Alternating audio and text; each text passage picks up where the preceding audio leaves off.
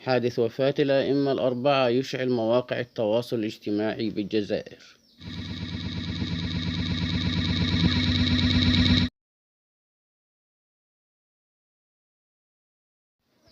حالة من الحزن تسيطر على مواقع التواصل الاجتماعي بالجزائر بعد حادث مرور مميت تسبب في وفاة 4 أئمة من ولاية البيض بالجزائر، كانوا في طريقهم من جنازة الشيخ الإمام عبد الكريم حلمي غفر الله له ورحمه.